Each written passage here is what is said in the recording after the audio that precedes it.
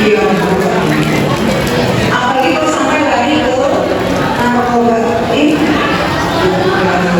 jangan seperti itu. Tapi menangislah kepada Allah, bangun malam sholat di situ. Karena Allah sendiri sudah berjanji, ketika kalian minta kepada Allah pada saat itu akan Allah kabulkan. Jadi mintanya, jadikan sholat bukan sebagai beban, bukan hanya pada saat kehilangan dompet, baru sholat. Sholat selesai, ingat dompetnya ada di mana. Jangan gitu ya. Jadi jadikan sholat sebagai kebutuhan pada saat apapun.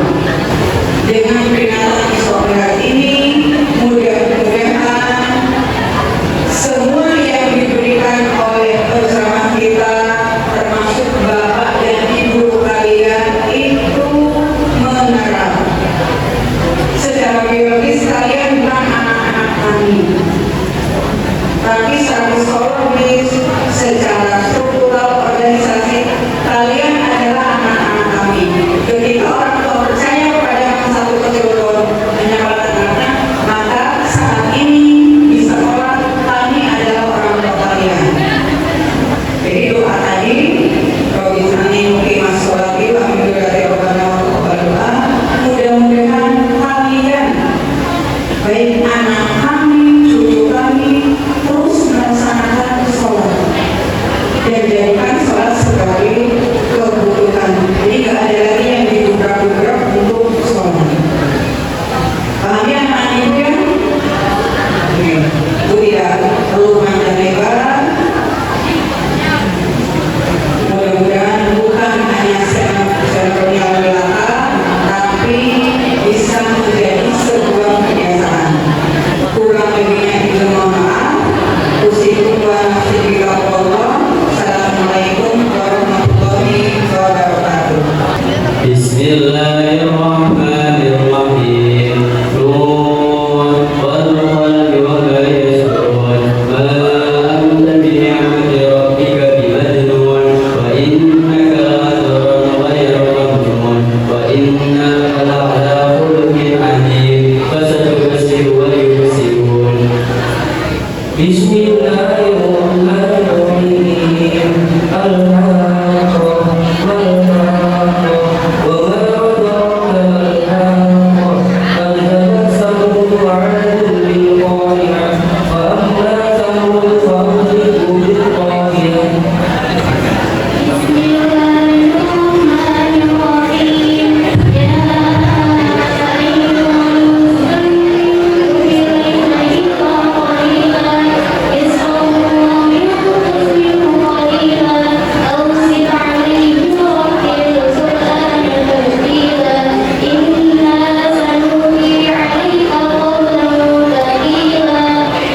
أشهد أن لا إله إلا الله الملك العلام وأشهد أن سيدنا ونبينا محمدا عبده ورسوله سيد الأنام.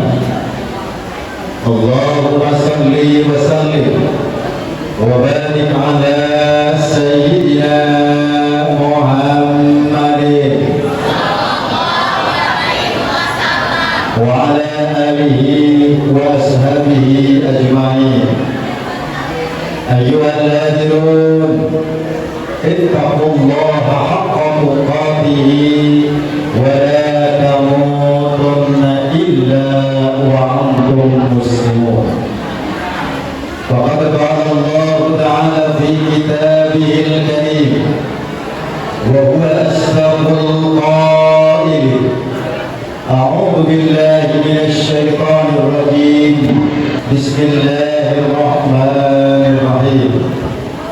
سبحان الذي أسرى بعبده ليلا من المسجد الحرام إلى المسجد الأقصى الذي باركنا حوله لنريه من آياتنا إنه هو السميع البصير. الآية والمعنى والله أعلم بمراده.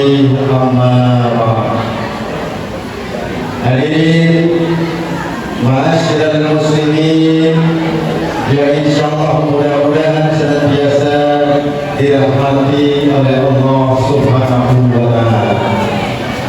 Puji syukur kehadirat Allah Subhanahu wa taala bahwasanya di kesempatan yang mulia ini kita masih ditakdirkan oleh Allah Subhanahu wa taala untuk sama-sama bermuajah, bertatap muka, bersilaturahmi dalam rangka peringatan Isra dan Mi'rajnya Rasulullah sallallahu alaihi wasallam.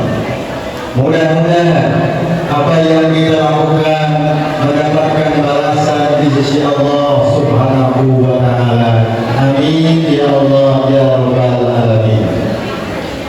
Salawat wa salam ay maqrunatan bil ta'lim, semoga tercurah kepada junjungan kita baginda yang mulia Rasulullah Muhammad sallallahu alaihi wasallam, para keluarga, para sahabat dan para pengikutnya, termasuk kita yang hadir di tempat yang berbahagia ini. Amin Allahumma amin ya rabbal alamin. Sebelum tausiah dilanjutkan, terlebih dahulu saya secara pribadi menyampaikan rasa tahniah, penghormatan dan terima kasih yang setinggi-tingginya dan setulus-tulusnya kepada Ibu Kepala MAN 1 Kota Cilegon, Ibunda Hajah Mariyati MPD, yang insya Allah mudah-mudahan senantiasa beliau diberikan kesehatan oleh Allah Subhanahu wa taala, dipanjangkan umurnya, dibarokahkan rezekinya, disakinah mawaddah warahmahkan keluarganya. Amin ya Allah ya rabbal alamin. Selanjutnya tahniah dan penghormatan saya sampaikan kepada seluruh sivitas akademika MAN 1 Kota Cilegon, dari wakil-wakil kepala madrasah yang tidak saya sebutkan satu persatu dengan tidak mengurangi rasa takdim dan hormat saya. Mudah-mudahan semuanya senantiasa diberikan limpahan rahmat dari Allah dan insya Allah amanah di dalam menjalankan tugas keseharian. Amin ya Allah ya rabbal alamin. Juga kepada semua dewan guru, tenang saus, mungkin lamun sabun kebel bulan ini. Bil khusus penghormatan kolega saya kalau di MAN 1 itu bagi sebetulnya sudah tidak asing, bolak-balik ngadepin Pak KUTU. Ngapain katanya? Karena kebetulan 2 bulan yang lalu saya baru ujian promosi, Bu. Ya, dan melakukan penelitian ini yang ngeladenin ini terutama. Semoga disehatkan oleh Allah Subhanahu wa taala. Amin. Ya. Nah, apa ini judul yang wajib meningkatkan kualitas sholat sebagai refleksi perjalanan Israel. Ada begini judulnya juga. Biasanya Ustadz itu isinya di majelis taklim, bukan di depan orang-orang akademisi. Jadi nggak gini kakinya juga. Wajib, nasyaallah. Baik, adik-adik sekalian yang saya hormati dan mudah-mudahan dimuliakan oleh Allah Subhanahu wa taala. Pertama kita masuk dulu dah. Ma huwal Isra wal Mi'raj, gitu aja lah. Terutama apa itu Isra dan Mi'raj? Yang pertama, apa itu Isra? Siapa yang bisa? Sini. Yang bisa jawab sini. Ini HP nih. Ini HP nih. Yang bisa jawab sini kan? Ini HP. Kata siapa bukan HP? Memang ini HP. Ini HP saya ya. Ya Allah. Apa itu Isra? Secara etimologi, apa etimologi? Lughatan, menurut Pak Isra itu berjalan di malam itu Isra. Menurut para ulama, Isra itu adalah secara etimologi perjalanannya di malam hari. Siapapun yang berjalan malam hari itu namanya Isra. Kalau ada anak muda jalan-jalan malam-malam dari rumah satu ke rumah yang lain itu Isra. Tetapi menurut para ulama, yang namanya Isra dimaksud adalah perjalanan Rasulullah Sallallahu Alaihi Wasallam dari Masjidil Haram ke Masjidil Haram adanya di kota, sementara Masjidil Aqsa adanya di. Ustaz mau tanya lagi boleh? Boleh. Jarak antara Masjidil Haram ke Masjidil Aqsa berapa kilometer? Hari pengen mas katanya merayakan Isra Mi'raj. Bayangkan oleh kita, perjalanan Isra Mi'raj itu jauh jaraknya. Sok di googling sama Mbak Google. Kalau enggak ditanya sama Neng Meta. Iya, Neng Meta ditanya, pinter pun jaraknya kan. Sampun antuk sampun. Sampun antuk. Coba. Oh, tapi anak SMA anak mama nggak pegang HP ya berarti ya? Hah? Nggak pegang HP. Oh, malah sok ini. Nggak pegang HP ya enggak ya? Iya. Nanti dilihat kata para ulama berdasarkan Neng Meta kurang lebih 1.400 km. Lebihnya jangan dihitung dah, itu mah standar gratis. Ya, kurang lebih 1.400 km. Makanya wajar kalau banyak kaum musyrikin tidak percaya tentang terjadinya Isra. Jelas. Bagaimana akan percaya melakukan perjalanan di malam hari cuma seperempat malam? Menurut para ulama itu jaraknya 1.400 km. Sinten selalu percaya, namun betul kalau enggak iman kepada Allah. Rasul tuh jalan dari Masjidil Haram ke Masjidil Aqsa, ditemaninya sama siapa? Malaikat Jibril. Ada yang percaya? Tidak ada kecuali dia beriman kepada Allah Subhanahu wa Ta'ala. Ini ilustrasinya begini. Ada seekor semut. Ada apa? Semut ada ekornya. Kenapa dikatakan seekor semut? Hah? Kan gak ada ekornya. Tapi kenapa dikatakan satu ekor? Nanti itu coba ditanya lagi Neng Meta. Subhanallah. Sekarang kalau pengen pinter gampang, tetapi ingin di sini akhlakiyahnya bagus itu yang susah. Dan alhamdulillah siswa masa kelihatannya mendahulukan akhlak daripada iman. Amin ya Allah ya Allah. Mau apa tadi? Tadi mau apa tadi? Semua sebelum dilanjut wajib sampai jam berapa kontraknya? Pengen lama atau sebentar? Lama itu kok. Subhanallah. Wes ini ngajinya, gak usah serius-serius ya. Ya, oh di kelas juga udah. Siapa yang paling galak tunjuk? Siapa yang paling galak tunjuk? Hah? Enggak ada. Alhamdulillah, mana enggak panjang aku. Subhanallah. Ada seekor semut kecil. Semut itu dia ngobrol sama semut yang lain.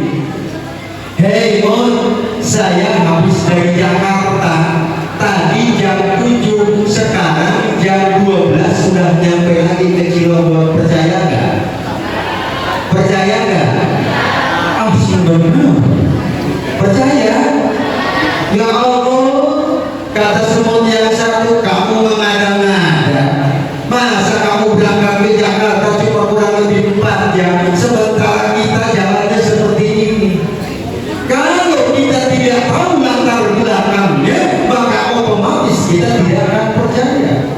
Kemudian si semut cerita pada semut yang lainnya, saya ke Jakarta itu masuk di kantong manusia. Manusianya naik mobil bolak-balik dari Cilegon ke Jakarta, berangkat jam 7, jam 12 sudah di Cilegon lagi. Percaya enggak? Itu maksudnya. Jadi Rasulullah bukan jalan sendiri, tetapi ada yang memperjalankan. Siapa? Allah Subhanahu wa Ta'ala.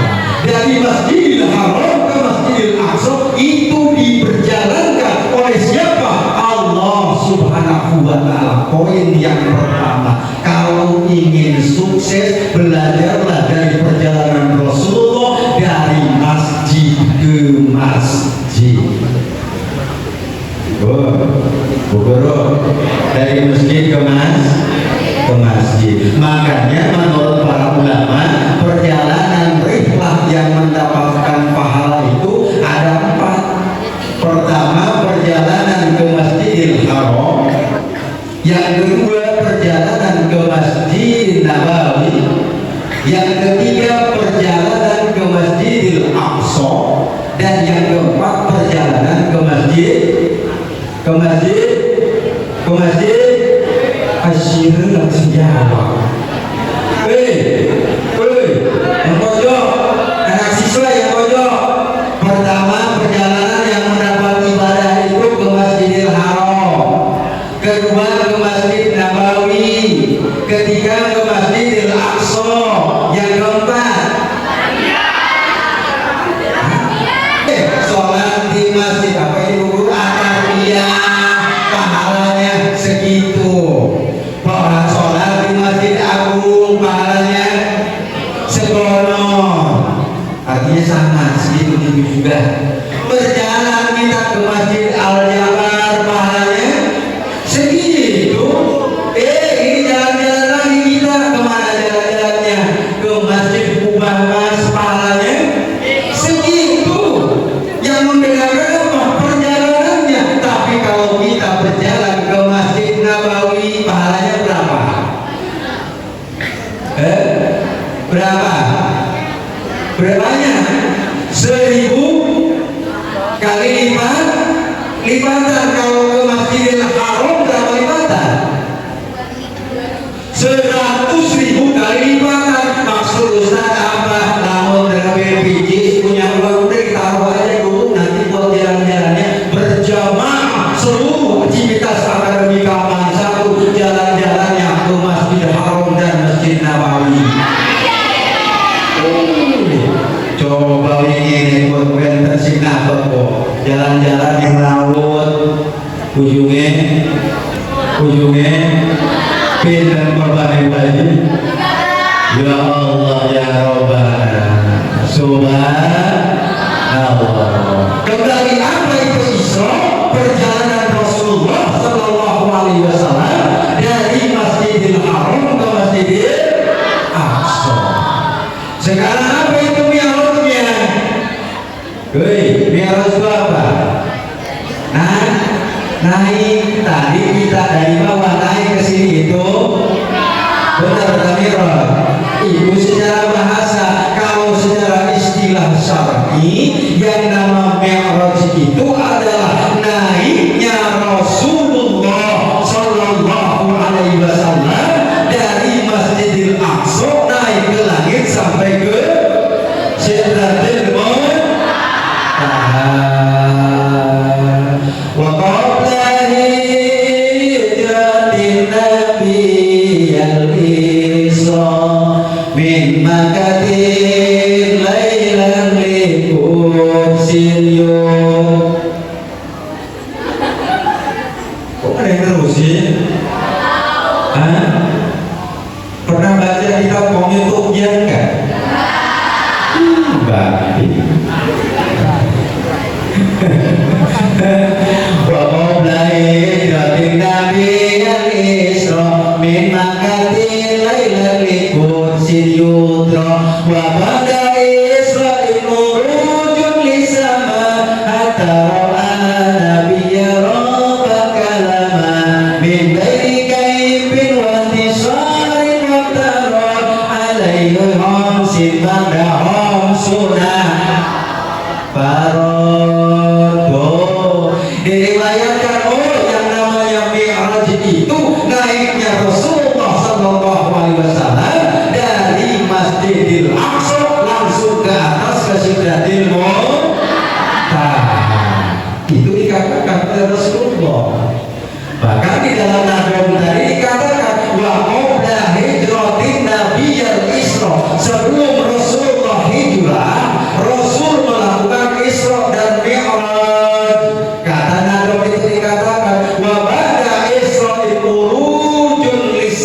setelah Isra Rasulullah naik ke langit. Hatta ro'a nabiyya rabban kalama, sehingga Rasul melihat Allah langsung berucap berkalam dengan Rasulullah sallallahu alaihi wasallam. Percaya enggak kalau Rasul langsung bertemu dengan Allah? Si benar. Masya Allah. Pengen motor ketemu sering Allah? Pengen cepat-cepat apa nanti lagi? Katanya pengen cepat ketemu dengan Allah, tapi nanti lagi. Aneh buat dia. Subhanallah. Kata Rasulullah dikatakan, wa ba'da Israil urujun lisama hatta ro'a nabiyya rabban kalama, sehingga Rasulullah bertemu dengan Allah langsung menerima perintah dari Allah Subhanahu wa taala. Wis ngobrol cewek bulan emang, tapi jangan dibayangkan ngobrolnya manusia. Ya, tafakkaru bi khalqillah wa la tafakkaru bi dhatillah. Lanjut. Allahumma barik lana wa samana wa wafir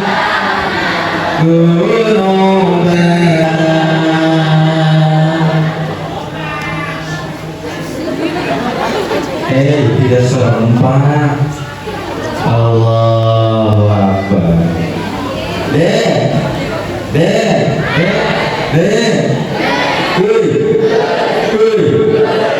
Nanti baik usai kita mengkonakan mengilu baik depan. Ya Allah, ya Rabbana, subhanallah. Pak Ustaz, ya kenapa deh? Itu Rasulullah Sallallahu Alaihi Wasallam ketika Isra Mi'raj tahun itu dikatakan tahun apa? Ada yang bisa jawab? Tahun gajah di negara ini. Orang kita ini tahun gajah. Ketika peristiwa Isra dan Mi'raj terjadi, itu namanya tahun apa? Amul Husni. Apa itu tahun Amul Husni? Tahun kenapa dikatakan tahun Amul Husni?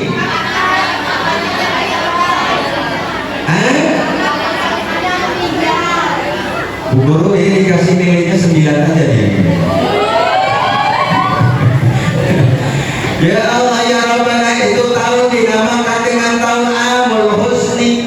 Kenapa dikatakan tahun Amul Husni? Karena pada tahun itu Rasulullah Sallallahu Alaihi Wasallam merasakan kedahsyatan kesedihan di dalam dirinya. Kenapa Rasulullah sedih? Yang pertama, paman beliau yang namanya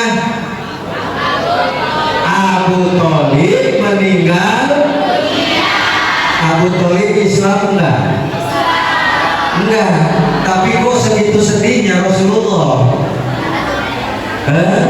Karena Abu Thalib senantiasa membela dakwahnya Rasulullah, karena Abu Thalib adalah tokoh masyarakat Quraisy, sehingga tidak ada yang berani terhadap Rasulullah perantaraan Abu Thalib.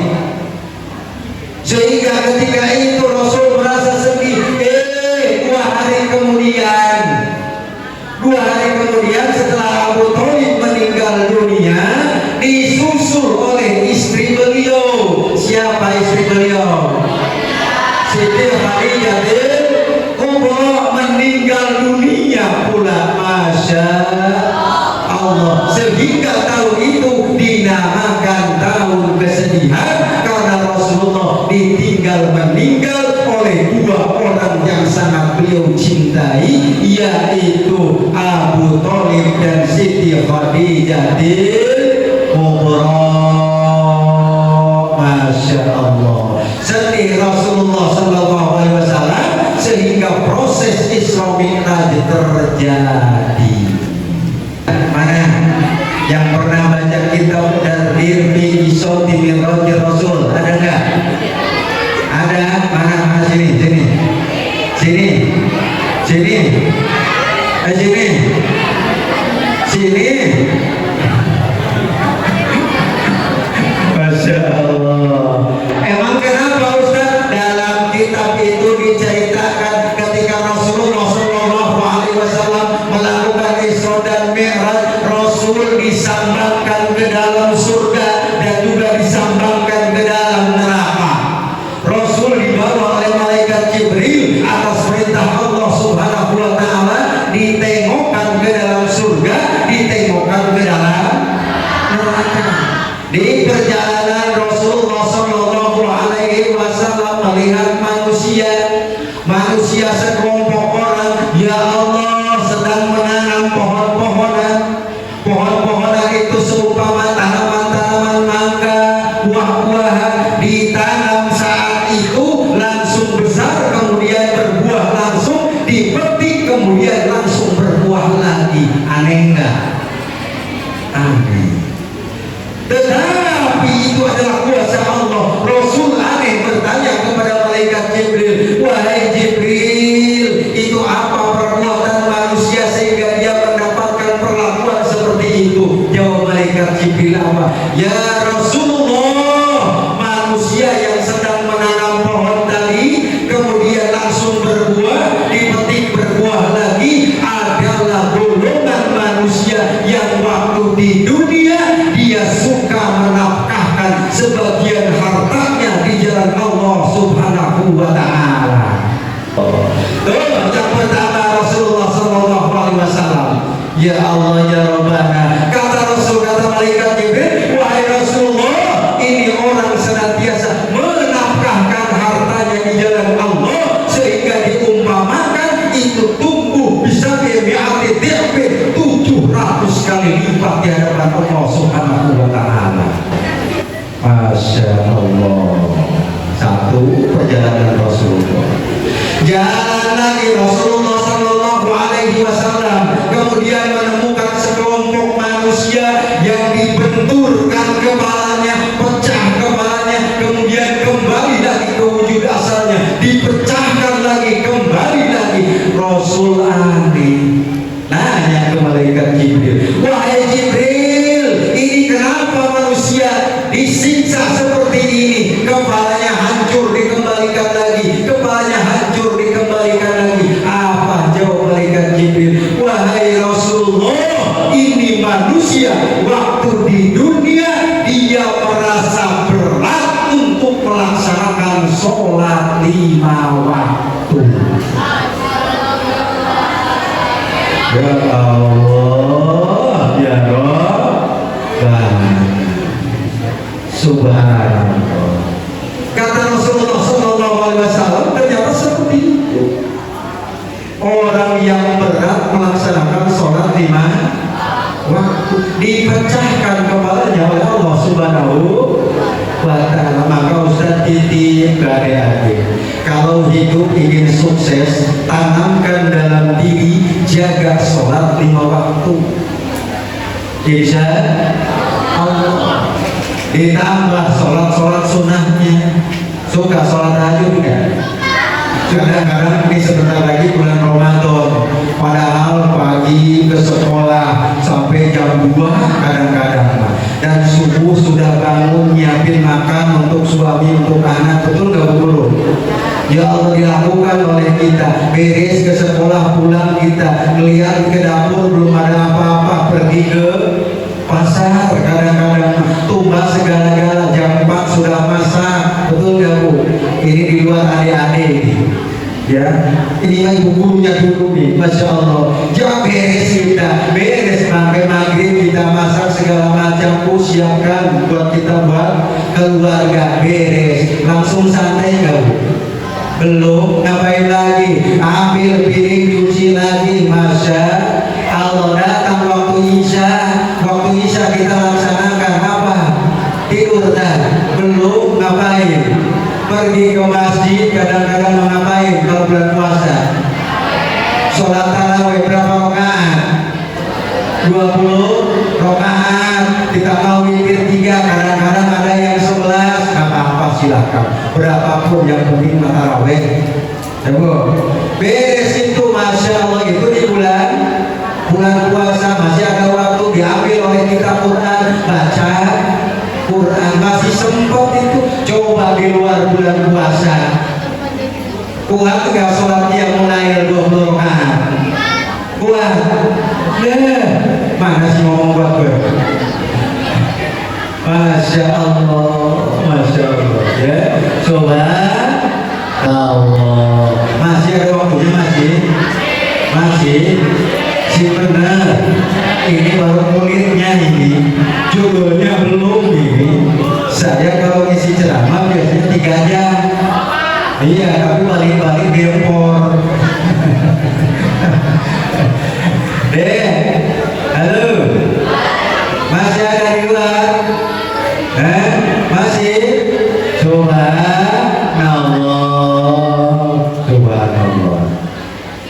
Apa itu Isra? Sudah sampai. Kejadiannya di tahun berapa? Sudah sampai. Kejadian-kejadian apa yang terjadi? Sudah sampai. Sekarang apa hasilnya dari Isra Mi'raj? Ini masuk ke tema kita sekarang, meningkatkan kualitas sholat sebagai refleksi perjalanan Isra Mi'raj. Karena satu yang penting dari hasil peristiwa Isra Mi'raj adalah diwajibkannya sholat 5 waktu. Maka tidak salah tadi Rasulullah diperlihatkan sekelompok manusia yang mana manusia tersebut dipecahkan kepalanya sampai dikembalikan lagi. Itu adalah orang-orang yang malas-malasan ketika dia mau mengerjakan sholat.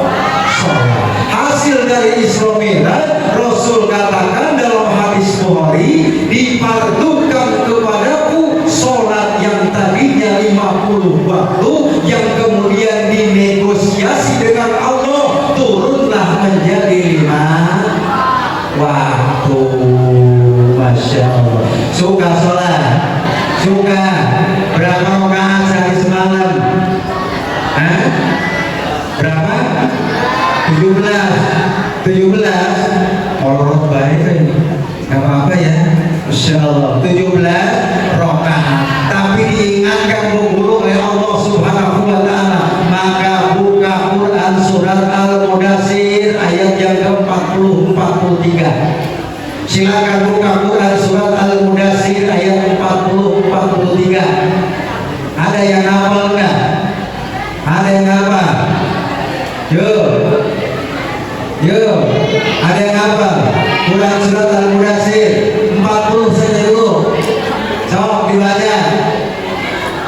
Ayo dibaca, buka mana yang mau HP? Ada, mau dikumpulin. Bu Guru dibantu di Guru.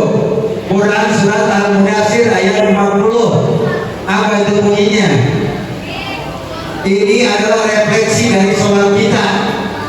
Apa tuh? Yuk, belum nemu. Fi jannatin yatasaalun 'anil mujrimin ma salakakum fi saqar qalu lam naku minal musallin. Ya Allah ya Rabbana, di dalam Quran itu dikatakan oleh Allah fi jannati yatasaalun.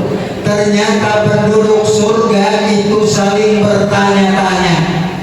Penduduk surga dengan penduduk neraka saling bertanya-tanya. Fi jannati yatasaalun 'anil mujrimin, tentang kondisi orang-orang yang berdosa. Apa pertanyaannya? Masalakakum fi syaqar. Apa yang menyebabkan kamu dimasukkan ke dalam neraka syaqar? Tahu nggak neraka itu? Neraka syaqar itu apa? Lawahatun lil basar la tubqi wa la tadar. Itu namanya neraka syaqar. Bahwa kata Rasulullah berjelasan dari Al-Quranul Karim,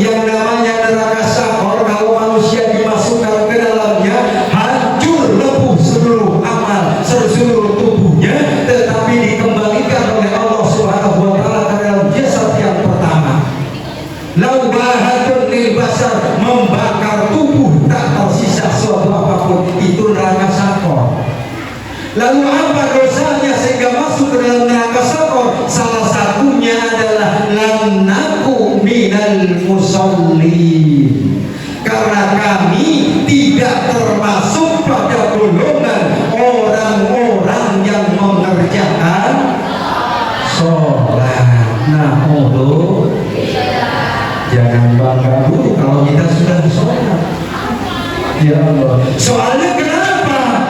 Menurut Imam Al-Ghazali, yang tidak atau dia tidak mengerjakan sholat itu bukan cuma orang musyrik, bukan cuma orang kafir. Yang pertama, orang Islam setahun cuma 2 kali buang sholatnya. Idul Fitri saja sama Idul Adha sholatnya itu sudah, maka ini termasuk dalam kategori lam naku minal musallin. Yang kedua, tentu saja dia orang Islam tadi yang sholat cuma belang bentong sholatnya, kadang sholat kadang tidak. Ini masuk dalam kategori lam naku minal musallin. Yang ketiganya ini yang harus kita khawatirkan, jangan-jangan kita ini yang termasuk dalam kategori orang-orang yang termasuk dalam kategori orang yang tidak mengerjakan sholat. Tidak percaya silakan buka Quran surat Al-Maun. Ada yang hafal Quran surat Al-Maun? Ara'aital ladzi fadzalikal ladzi wa la yahuddu ala fawailul alladzina hum neraka diperuntukkan bagi orang-orang yang sholat. Fawailul lil musallin. Yang sholat bagaimana? Dikatakan di lanjutannya, fawailul lil musallin alladzina hum an sholatihim sahun. Yakni mereka-mereka yang lalai ketika mengerjakan sholatnya. Bagiannya apa? Neraka uil. Maka yuk mari kita tingkatkan kualitas sholat kita. Menurut Imam Al-Ghazali, yang termasuk lalai di dalam sholat itu ada 3. Yang pertama, lalai sebelum sholat. Apa dia? Lalai sebelum. Percuma dia sholat kalau lalai sebelum sholat. Kenapa? Karena pasti termasuk pada golongan orang-orang yang tidak mengerjakan sholat. Lalai bagaimana Ustaz sebelum sholat? Contoh, adik-adik lagi study tour ke Jogja, bawa pakaian, benar tak mau berangkat? Kapan? Besok? Benar Bu Haji? Ya Allah, siapa sih bohong? Ya Allah, adik-adik mau berangkat study tour ke Jogja. Pakaian adanya di tas koper, disimpannya di bagasi bis di bawah. Biasanya kan begitu. Adik-adik yang tidak bisa nahan pipis. Baru pengen pipis sebentar rest area masih jauh. Ditahan tuh pipis sejak dari tol Serang sampai dengan apakah wajib? Mana mesti ibu bisa sedol. Ya Allah, pengen pipis ditahan terus, itu ditahan. Ya Allah ya Rabbana, tiba-tiba tidak terasa. Apakah bunyi? Terus aja keluar apa nih? Pipisnya, tapi sedikit gak banyak. Kalau banyak mampu aja. Ya Allah, beres tahan kuat, masuk ke rest area, masuk. Yuk sholat dulu sekarang kita bareng-bareng. Wudhu langsung.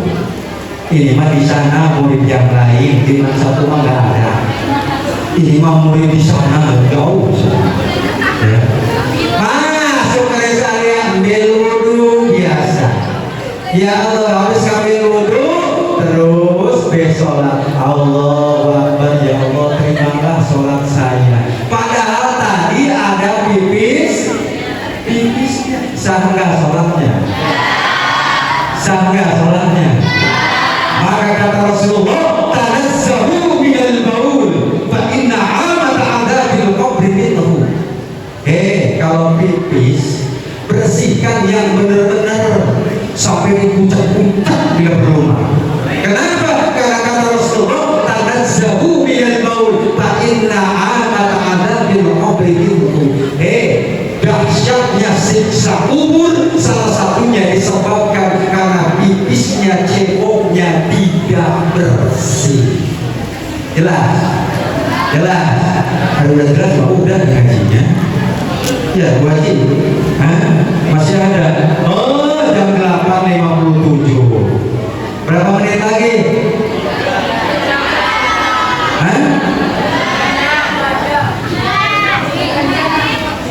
Ya Allah, ya Rabbana. Hati-hati kita, karena kata Rasulullah Sallallahu Alaihi Wasallam, la sholata illa bitahurin. Tidak sah sholat seseorang kecuali dia posisinya sedang suci. Suci apanya? Pakaiannya suci, badannya suci, tempatnya juga suci. Hati-hati. Adik-adik belum punya anak bayi, ibu guru nih punya cucu, naik mobil enak ini bisa gaya mah umurnya juga baru 1 tahun, tapi jauh jimlo bisa molen dikasih ke bayinya. Enak cuma dibilas begitu doang saja ya. Tidak, masya Allah. Maka jelas kata Allah Subhanahu wa ta'ala dikatakan banyak orang yang sholat tapi dia tidak termasuk pada golongan orang-orang yang mengerjakan sholat. Kenapa? Karena dia tidak memelihara toharohnya. Adik di rumah lagi sholat, usolli faradhuri arba rakaat mustaqbilal qiblat ada lillahi ta'ala. Allahu Akbar ada tai cicak di bawah. Ya Allah, barang lagi sholat karena enggak belum sujud, barang sujud mancing jidat kabeh. Batal moten sholatnya? Batal moten? Tanyakan ke ibu gurunya nanti di kelas. Jangan dijawab di sini. Ya, Masya Allah. Tuh, yang pertama kata Imam Al-Ghazali yang termasuk dalam kategori sahun dalam melaksanakan sholat itu adalah lalai ketika melaksanakan sebelum melaksanakan sholat. Sebelumnya tidak memelihara toharohnya. Yang kedua, lalai sebelum melaksanakan sholat itu tidak memelihara waktunya.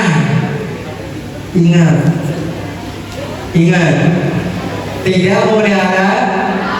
Inna sholata kanat 'alal mu'minina kitaban. Inna sholata kanat 'alal mu'minina kitaban mauqut. Agus ini benar tawadhu anak-anak bangsa itu. Ya Allah, sesungguhnya sholat bagi orang-orang yang beriman kepada Allah sudah ditentukan waktu-waktunya. Jelas. Adik, Ustaz harus vulgar di sini, tapi ini siapa di sini yang belum haid? Siapa yang belum haid? Belum pernah haid sama sekali? Ada? Tentunya tidak ada, betul?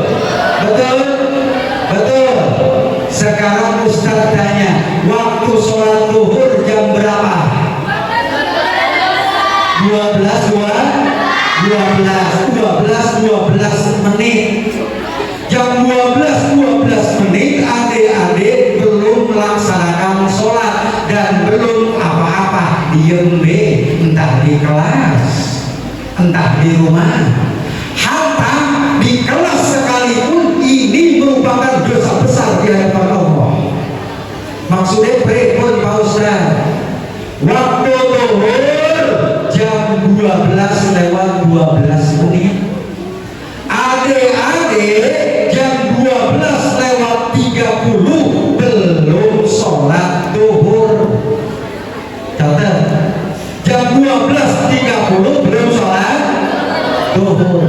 Jam 12.35 berebel. Apa berebelnya? Keluar hati. Apa itu hukum meninggalkan sholatnya? Kata Rasulullah, man taraka sholatan muta'ammidan faqad kafara jiharan.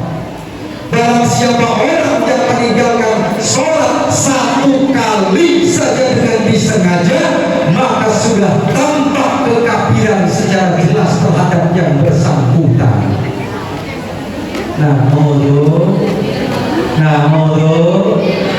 maka kenapa balik kalau siklus haidnya sudah saatnya datang, jam 12.30 belum juga istirahat, izin ke Pak Gurunya, Pak Guru saya mau sholat dulu. Yang penting mah ada hadiahnya. Iki mau ketemu Pak Guru baik, nggak ada akhlaknya. Halo bro, oh ibu bro sudah. Tanyain ke ibu guru tuh. Dulu kalau ketemu guru, kalau nggak mau salaman cium tangan, lebih baik ngumpet. Ya walinya, lebih baik kita ngumpet daripada ketemu guru nggak cium tangan. Baik sekarang, Mas Bro sehat. Mas Bro ibu, Mas Bro. Ya Allah, di sana hari di mana enggak, di mana enggak beda sepertinya. Ya Allah, tadi catat tuh, ya enak di rumah hari Sabtu Minggu dodok nonton atau sambil set aja ngapain bu, nyekrol apa, TikTok nyekrol apa lagi, IG nyekrol apa lagi, Shopee apa lagi. Jangan harus hati-hati loh. Semua akan dimintai pertanggungjawaban oleh Allah Subhanahu wa Ta'ala.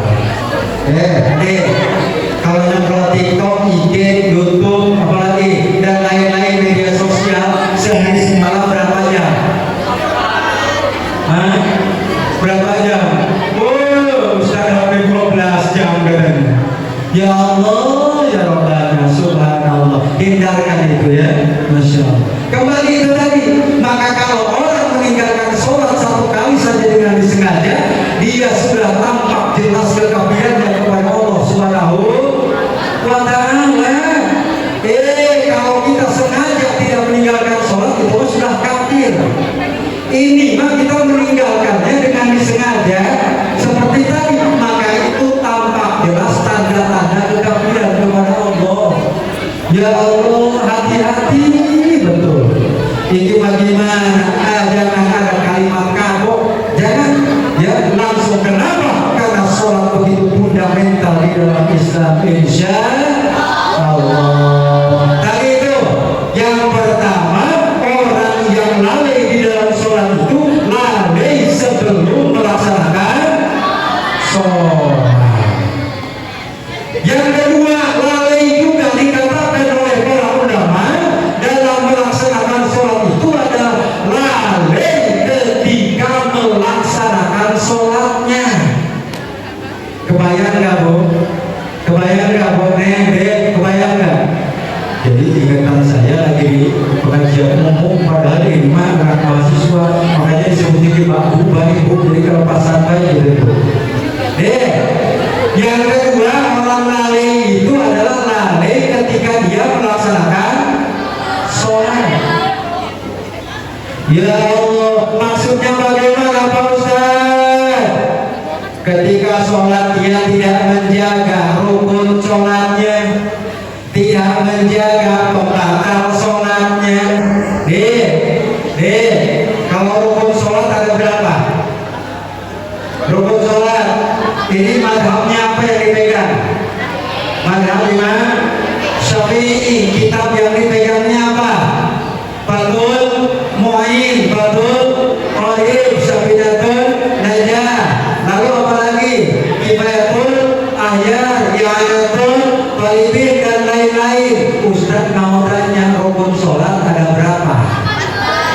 Ada 18 menurut kitab.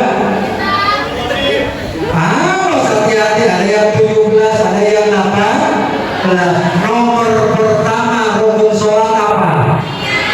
Niat. Yang kedua, Ustaz mau tanya, takbiratul ihram yang mana itu? Itu Allah. Ini takbiratul, berarti angkat. Berarti angkat tangan. Itu yang namanya takbiratul. Kalau Ustaz sholat, Allah Maha Besar, Allah nan gadang, Allah Maha Gede, sah nggak sholatnya? Kenapa?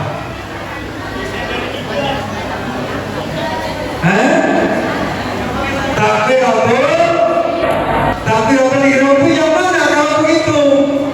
Ya, ini kalimah Allahu Akbar. Ngangkat tangan itu wajib apa sunnah? Kalau orang sholat tidak ngangkat tangan, sah nggak? Kalau orang ngangkat tangannya di sini, sah nggak? Kalau di sini, sah nggak? Kalau di sini, sah nggak? Kalau begini, sah nggak? Ada itu yang sholat itu Allah sangga. Ada orang Allah Akbar sangga. Itulah yang sekarang lagi digarapkan oleh Kementerian Agama. Apa itu? Pemahaman yang modern. Ngerti? Wes itu mah khilafiyah, angkat tangan kalau letak simpen timah Allahu Akbar. Masya Allah. Oh, dari rukun sholatnya kita kadang-kadang, ya Allah, dek, halo, itu manina itu rukun sholat bukan? Rukun. Tumanina adanya di mana saja? Rukun tumanina itu adanya di mana saja? Ketika ruku, ketika tidak, titip. Nanti bulan Ramadan sholatnya aja. Usul sunat tarawih Ramadan lillahi ta'ala walaton. Ya Allah, sholat jemaah. Ya Allah, hati-hati. Kenapa? Kita Imam Syafi'i, rukun sholat merupakan rukun.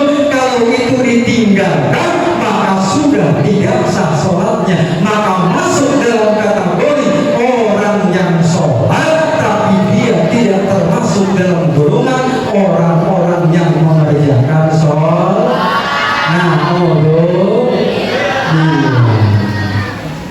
Ada lagi menurut para ulama, orang-orang yang tidak termasuk pada kategori orang yang mengerjakan sholat itu, dia lalai, tidak mampu menjaga kekhusyuan ketika sholat.